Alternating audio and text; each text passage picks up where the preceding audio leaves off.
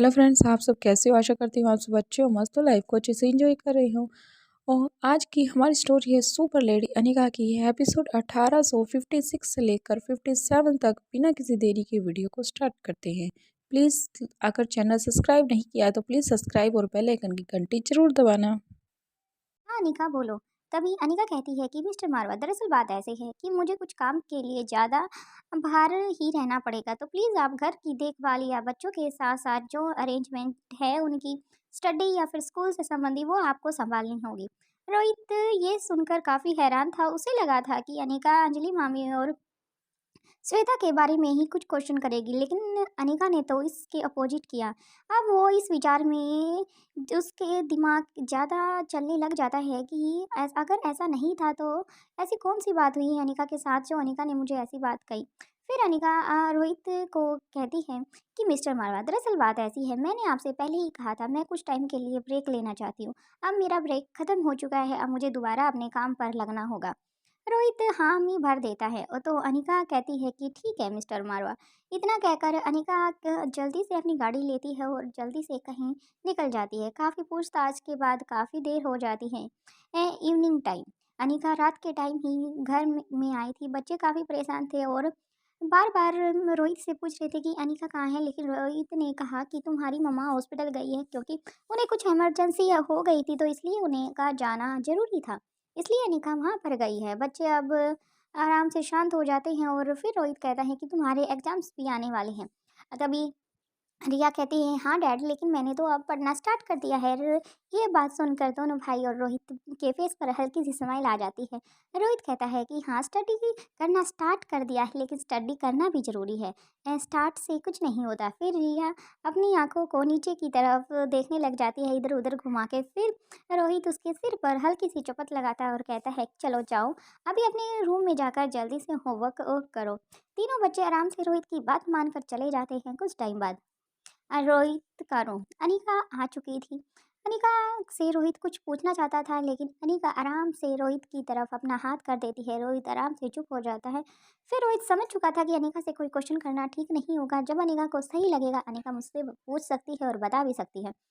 रोहित की बात सुनकर फिर अनिका कहती है कि चलो मिस्टर मारवा, आपने खाना खा लिया? रोहित नाम में सिर हिला देता है। तभी वो मेड को बोलता है तो वो खाने की ट्रॉली रूम में ही लेकर आ जाती है। अनिका और रोहित आराम से डिनर करते हैं और फिर सो जाते हैं। जहाँ रोहित सो चुका था, दूसरी तरफ अनिका सोने का नाटक कर रही थी, क्योंकि अनिका को बस अपने मकसद तक पहुंचना था।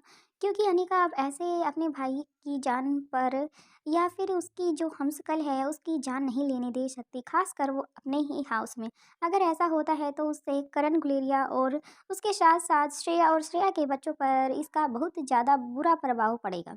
अनिका चाहती थी कि जब तक जो रियल आकाश गुलेरिया है वो ना आ जाए, तब तक इसी को ही गुलेरिया हाउस में आकाश का जो पदवी है वो इसी को मिले, ये अनिका का मानना था। तभी अनिका उधेड़-बुन में थी और ये देख रही थी कि रोहित सो चुका था। अनिका जल्दी से अपनी ब्लैक ड्रेस उठाती है और जल्दी से नीचे की तरफ अपने पै कदम बढ़ा देती है। दरवाजे की तरफ बिल्कुल आराम से दरवाजे को खोलती है और बाहर की तरफ निकल जाती है और अपनी बाइक उठाती है और एक बहुत ज़्यादा स्पीड में अपनी बाइक को रोड पर चला देती है। आने वाले जितने भी ट्रैफिक थे इतनी तेज़ स्पीड से बाइक देखकर काफ़ी हैरान थे। दूसरी तरफ सान्याल हाउस, आनंद सान्याल अपने घर के आदि सान्याल हाउस अपने काम के आदि की वजह से सान्याल बंगलों में नहीं जाया करता था। उसका रहना खाना आदि सभी इसी हाउस में होता था। उसका अपना पार्टी भी ऑफिस यहीं पर था और यही का बड़ा कारण था कि वह ज़्यादा से ज़्यादा वक्त यहीं पर रहता था। अपने काम के चलते उसके खाने पीने आने जाने के वक्त नियमित नहीं था। लोगों ने कई बार कहा था कि वह शानल बंगलों में ही ऑफिस बना ले, लेकिन अपनी अव्यवस्था अनियमितता के कारण उसका मानना था कि घर पर पार्टी ऑफिस होने पर घर में अव्यवस्था का माहौल हो सकता है। इसके अलावा अपने काम की वजह से किसी भी तरीके से तकलीफ भी नहीं देना चाहता था। इसके अलावा जो सबसे महत्वपूर्ण कारण था जिसका जिक्र वह किसी के सामने नहीं करता था, वह था दमयंती देवी का अच्छी तरह से जानना। इसके घर पर रहने से दमयंती देवी की निगाहें उसके साथ साथ उसके परिवार के लोगों पर भी बनी रहेंगी। किसी भी तरह से दमयंती देवी पर अपने परिवार वालों की प्रतिष्ठा और प्रतिनिष्ठा के संपूर्ण को उजागर नहीं करना चाहता था। इसलिए वह सान्याल बंगलो केवल तभी जाता था जब उसे घर के लोगों से कोई जरूरत काम होता, अतः वह उनसे मिलना चाहता। आज भी वह अपने इसी पार्टी ऑफिस उर्फ शाल हाउस पर ही काफी देर तक था। देर रात वह हमेशा की तरह आज भी कुछ जरूरी मीटिंग और पार्टी चलते आनंद देर से वापस घर आता है और वापस आने के बाद वह फ्रेश होने के लिए वॉशरूम में चला जाता है। कुछ देर बाद भी अपने वॉशरूम से बाहर आता है और गीले बाल मस्कुलर बॉडी के साथ साथ बाथरूम टॉवल के साथ बाहर आ जाता है। वह बिना किसी नज़र किसी की तरफ ध्यान दिए सीधा बेड की तरफ चला जाता है, क्योंकि वहाँ पर उसका नाइट सूट रखा था। तभी उसे एक ऐसा महसूस होता है कि उसके कमरे में रखी चेयर पर कोई बैठा हुआ है। वह जैसे ही उस चेयर की तरफ देखता है तो एक पल के लिए उसकी निगाहें स्थिर हो जाती है। यह जाना पहचाना चेहरा उसे बहुत आकर्षण लग रहा था। कुछ ही पलों में उसकी आंखें दिमाग और भरोसा दिलाने लग जाती है। उसके सामने मौजूद जो चेहरा है वो और कोई नहीं बल्कि अनिका का है। अनिका को इस तरह अपने कमरे में देखकर एक पल के लिए आनंद के पूरे शरीर में गुदगुदी सी महसूस होने लग जाती है। फिर हल्की सी सिरन के साथ उसके शरीर के रोंगटे खड़े हो जाते हैं।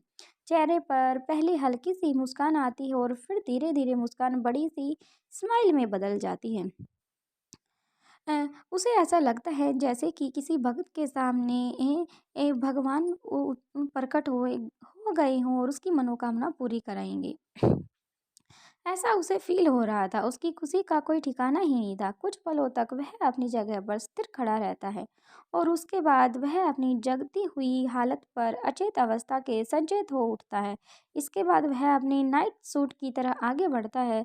उसे उठाकर पहनते हुए उसके मुंह पर सीधा ये शब्द निकलते हैं, तुम्हें यहाँ नहीं आना चाहिए था।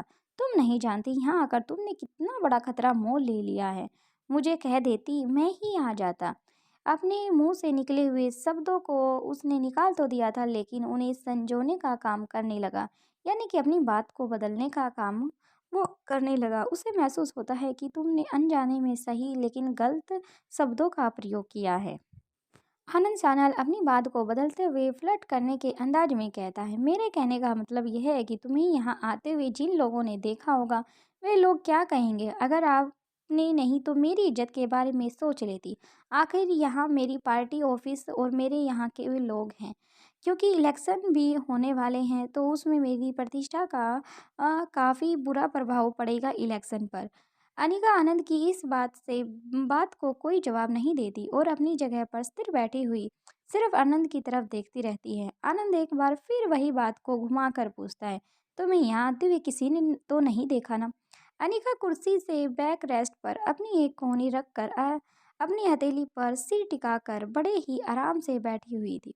उसने अपने एक पैर को दूसरे पैर पर चढ़ाया हुआ था। अब तक आनंद अपने बड़े कपड़े पहन लेता है। वह अनिका के एकदम करीब आते हुए बिगड़े इरादे के साथ कहता है, फाइनली आज तुम रोहित को सच जानने के लिए आई हो। तुम्हें उसके सच जितना जल्दी हो सके जान लेना चाहिए, पर तुम्हें काफ़ी वक्त लग गया है। तुम्हारी जैसी समझदार और खूबसूरत लड़की ये बात कुछ जल्दी ही नहीं समझ गई। इससे पहले कि आनंद अपनी बकवास को आगे बढ़ाता अनिका बड़े ही कठोर स्वर में कहती है, जिसके साथ हर पल में रहती हूँ उसके बारे में मुझे जानने का कोई शौक नहीं है।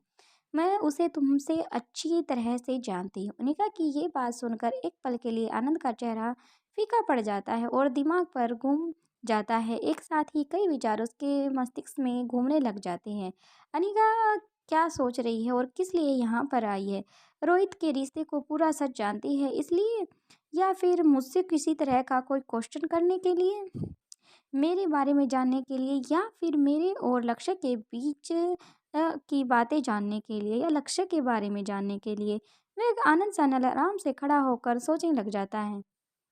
काफ़ी देर तक आनंद सान्याल अपनी बातों की जाल में कसम में घूमता रहता है और वापस मुड़कर कुछ दूर पर रखी हुई एक टेबल के पास जाकर खड़ा हो जाता है।